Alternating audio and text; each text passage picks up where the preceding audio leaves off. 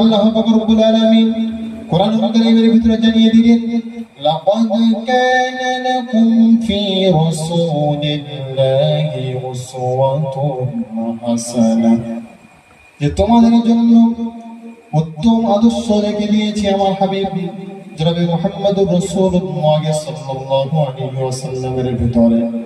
কিন্তু হতভাগা উম্মত আমরা, যে নবী আমাদের জন্য কেঁদেছেন, যে নবী আমাদের জন্য মার খেয়েছেন, রক্তাক্ত হয়েছেন, সেই নবীকে আমরা চিনতে পারি নাই। বনের পশুরা চিনেছে, বনের গাছপালারা চিনেছে, কিন্তু আমরা হতভাগা মুসলমান হয়েও সেই নবীকে আমরা চিনতে পারলাম না।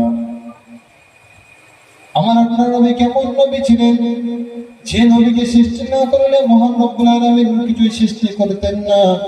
একটি অসহায় পদার্থ গাছ, আল্লাহ রাসূল নিদ্রায় আছেন, আরাম ফরমাচ্ছেন, এমত অবস্থায় ওই গাছটি লক্ষ্য করে বললেন, ও রব্বুল আলামিন আল্লাহ তাআলা, আমাকে যদি মানুষের মতো পা দিতেন, আমাকে যদি মানুষের মতো হাত দিতেন, আমার নবীর কাছে গিয়ে আমি দেখতাম, নবীকে সচক্ষে দেখতাম, নবীর মাথার পাশে দাঁড়িয়ে থাকতাম।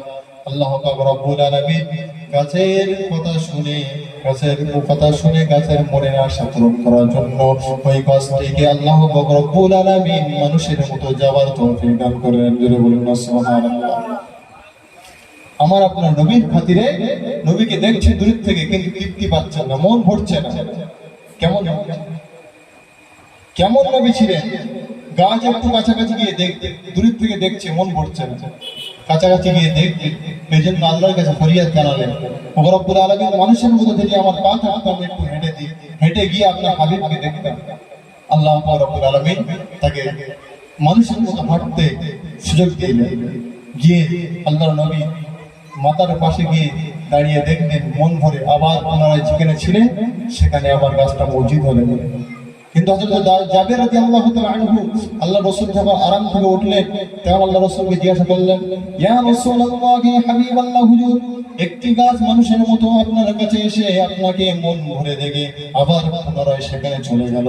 তখন আল্লাহ রাসূল জনাবে মুহাম্মদুর রাসূলুল্লাহ সাল্লাল্লাহু আলাইহি ওয়াসাল্লাম বললেন, ও জাবের, তুমি জানো না ওই গাছটি আল্লাহর কাছে ফরিয়াদ করেছে, ও রব্বুল আলামিন, আমি আপনার হাবিবকে দেখতে চাই। ওই জন্য আল্লাহ রব্বুল আলামিন তার দোয়াকে কবুল করে নিলেন। জোরে বলুন না সুবহানাল্লাহ। তার কি নবী ছিলেন? এই নবীর তুলনা হয়, এই নবীর বর্ণনা করে শেষ করা যায় না। 63 বছরের জিন্দেগি বর্ণনা করে শেষ করা যায় না। কিন্তু আমার আপনার নবী যে জাহেলিয়াত যুগে এসেছিল, এই স্বল্প সময়ে কোথা থেকে ধরবো, কোথা থেকে শেষ করবো?